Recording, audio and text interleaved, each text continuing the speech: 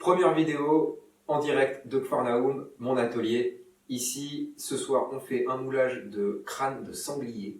Le crâne de sanglier est tiré en résine polyuréthane et issu d'une matrice en silicone polyaddition maintenue par une chape en plâtre Molda, donc un plâtre bêta, un plâtre qui a une bonne stabilité tridimensionnelle, ainsi que la résine polyuréthane.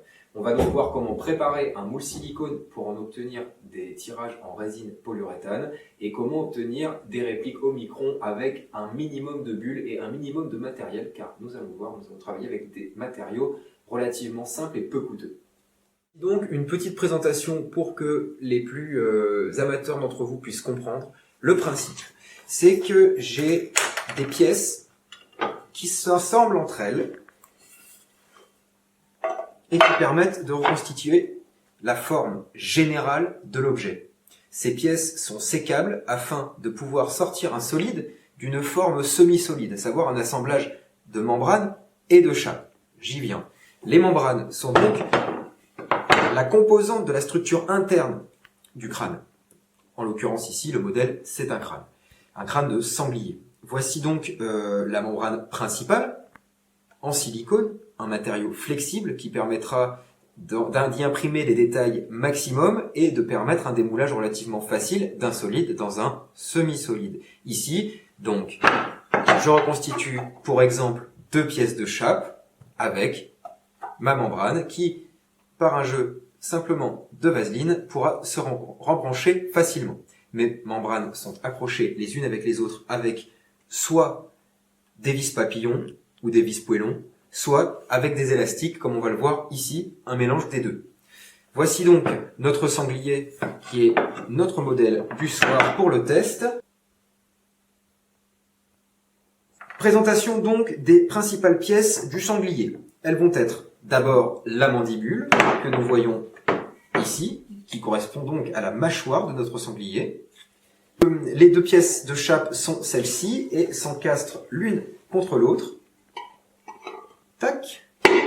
Puis se pose comme ceci, avec un cône de coulée par ici et deux évents ici qui permettent d'évacuer le trop-plein d'air à l'intérieur du modèle. Voici donc la première membrane qui se met hop dans le bas et la seconde membrane qui se met là-dedans. Et voici donc pour les 4 pièces composant la mâchoire avec laquelle on va commencer pour la coulée de résine. Donc le crâne du sanglier à proprement parler est constitué de la face en 2 parties. Ça, ce sont les pièces de chape. De la zone occipitale à l'arrière, qui nous permet du coup de réaliser un maintien en vis-à-vis des pièces, puisque c'est important quand on va les nouer ensemble. Et donc j'ai utilisé finalement la construction naturelle du crâne. Ensuite, nous avons une et 2 pièces qui sont en fait l'arrière des bulles tympaniques. Ça correspond en fait à cette zone ici sur le modèle. Elles vont s'intercaler à l'arrière du plâtre. La zone suivante est la zone du palais, comme ceci, qui se cale ici par rapport à mon module de face, qui est en fait l'espèce de coque avant du moulage. Tac. Cette pièce est donc une pièce aussi hautement stratégique en termes de conception, puisqu'elle permet de maintenir toujours via une symétrie axiale, vers un axe en fait qui traverse le modèle et qui permet de faire quelque chose qui se monte pièce contre pièce sans que ça se casse la gueule. Voilà donc les dernières parties qui sont les parties de la face et qui reçoivent une membrane unique, c'est celle-ci. Et voilà. Alors, pour la répartition homogène de la résine à l'intérieur de l'empreinte négative, une astuce que je continue à pratiquer parce que franchement, elle est somme toute des plus intéressantes, c'est celle de talquer la membrane en silicone. Ça permet à la résine, par capillarité, je pense, de s'infiltrer jusqu'au moindre détail. Donc, le principe, c'est de talquer notre empreinte en silicone et de répartir ensuite ce talc à l'intérieur avec une houppe. Ensuite, le surplus est absolument soufflé pour ne pas gaver les détails qui ne seraient alors pas pris par la résine ou mal pris par la résine, car la poudre représente elle-même une charge et donc une masse. Il faut simplement bien évacuer ensuite le talc à l'aide d'un compresseur. Ça permet, j'aime bien le faire dehors, de faire...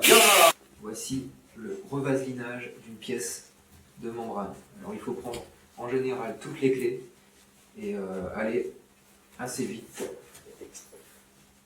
pour gagner du temps sur la fabrication d'un tirage.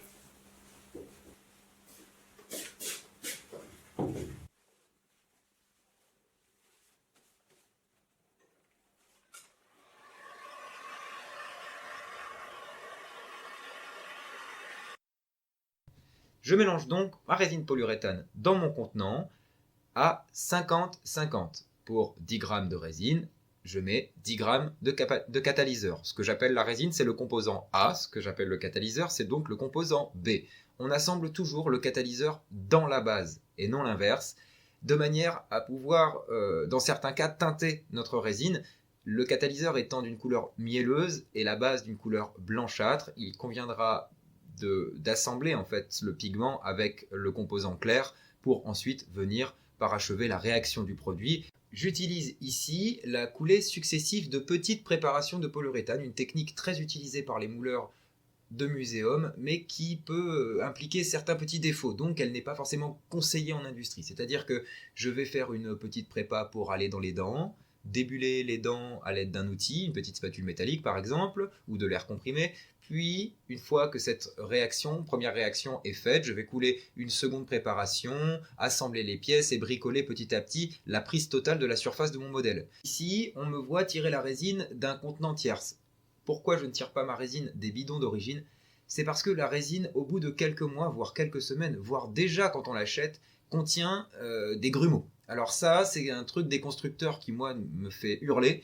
On achète les produits assez chers, ils sont généralement peu frais, puisque stockés dans des hangars froids. Le souci avec cette création de petits grumeaux au fond des bacs, au fond des bidons, c'est qu'ils ne prendront jamais complètement à l'intérieur du modèle, ce qui peut là encore faire des modèles a priori catalysés qui vont encore cracher de l'huile. Voilà pourquoi ma résine est placée dans un contenant tierce, mon composant A dans un contenant tierce A et mon composant B dans un contenant tierce B.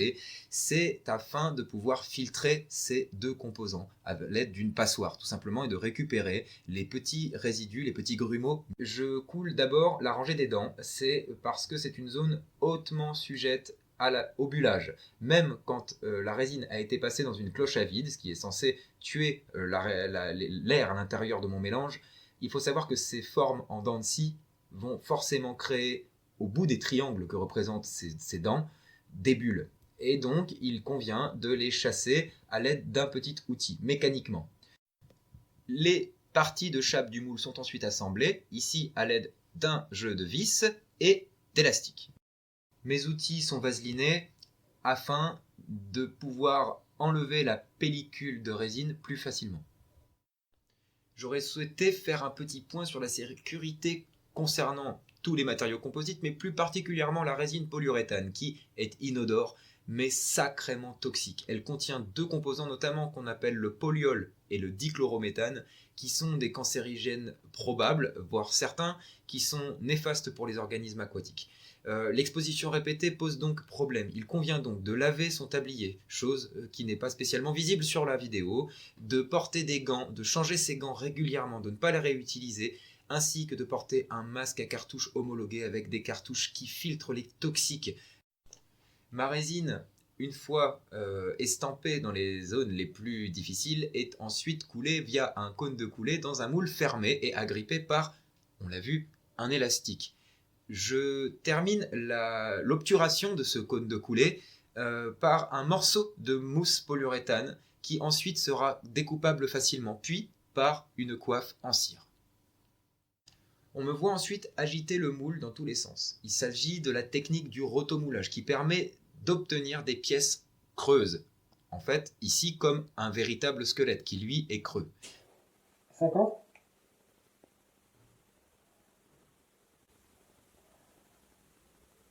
Toujours suivant la technique de l'estampage successif de la résine à l'intérieur de sa matrice, je réalise une coulée dans le museau, grosso modo c'est le museau de notre sanglier.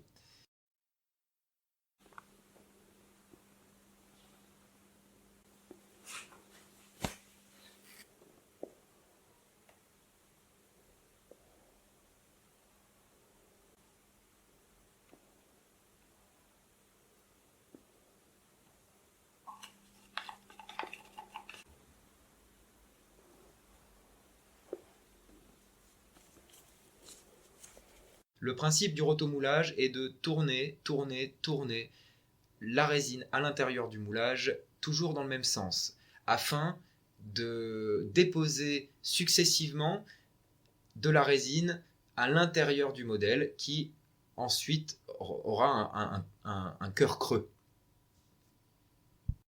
Maintenant, on va voir si on a des grosses bulles ou pas. Ah, là, petit problème. Ah! Elle a cassé.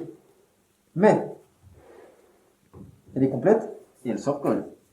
Donc, c'est aucun problème. Regarde. Ça, c'est bon pour les clients, sans problème.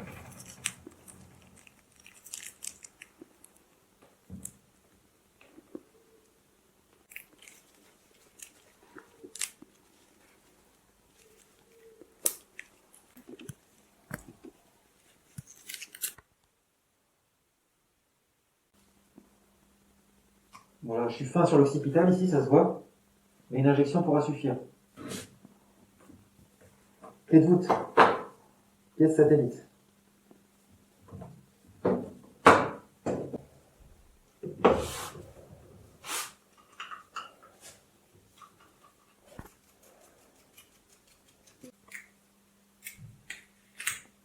Alors là, du coup, j'ai une arcade digomatique qui contient des cavités, mais qui sont bouchables par l'arrière, sans problème. L'occipital aussi, si on refait une coulée. Il faudra juste réouvrir. Pour le moment, la pièce est bonne.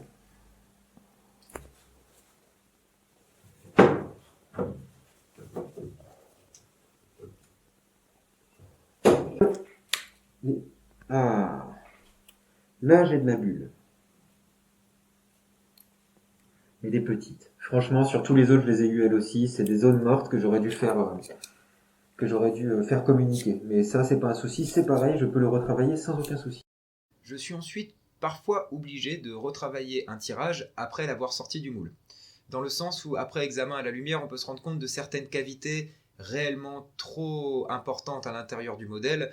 C'est quelque chose qu'on ne peut pas à la main systématiquement contrôler à 100%, puisque c'est en fonction du taux d'hygrométrie et de la température, chose qui peut vraiment varier d'une session sur l'autre. Ici, nous avions effectué ce tirage lors d'une pluie battante, ce qui a entraîné un taux d'hygrométrie dans l'atelier de près de 80% et entraîné une prise particulière de la résine en pan à l'intérieur du modèle et non en fine couche. Je me suis retrouvé donc avec des parties du moule qui étaient trop fines et j'ai donc dû réinjecter ensuite une résine. Puis les éventuels trous dans le modèle sont bouchés à la cire afin de rendre mon modèle étanche. Du coup, là, j'en suis au dégraissage du spécimen de résine. Important de passer à cette petite étape avant de les bavurer, parce que du coup, les résines polyuréthane régulièrement suintent en fait un produit qu'on appelle je crois que c'est le polyol, et c'est un produit à l'intérieur qui va finir par suinter. Du coup, c'est relativement toxique.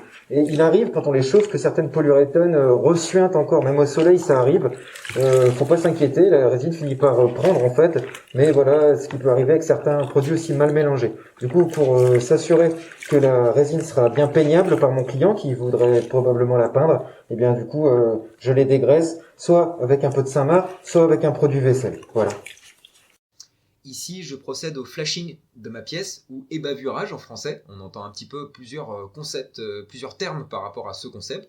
J'utilise pour ce faire une petite lame courbe et je viens gratter mes sutures de plan de joint tout autour du modèle afin de la rendre au client le plus propre possible. C'est une prise de partie qui fait partie de la qualité de mon studio.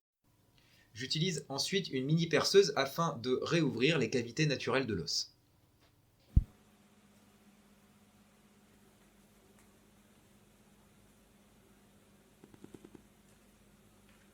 Et tu vois, ce qui est bien, c'est que quand tu le bourres à l'intérieur, tu vois, et ben en fait, ça vient vraiment reprendre sa place dans toute l'alvéole, quoi. Et c'est beaucoup moins con qu'une résine époxy. Ouais, franchement, je trouve ça trop bien, quoi. Tu vois, c'est vraiment ma technique. Tu vois, hop, ça rentre dedans, tu laisses légèrement dépasser. Tu viens imbiber de colle, liquide, pas une gel. On voit bien que ça détrempe en fait le morceau. Là, tu vois, ça dépasse un petit peu, c'est normal, hein, ça par contre. Voilà. Et après, accélérateur pour colle. Et c'est bon. Après, il n'y a plus qu'à recouper, quoi. Donc après, hop.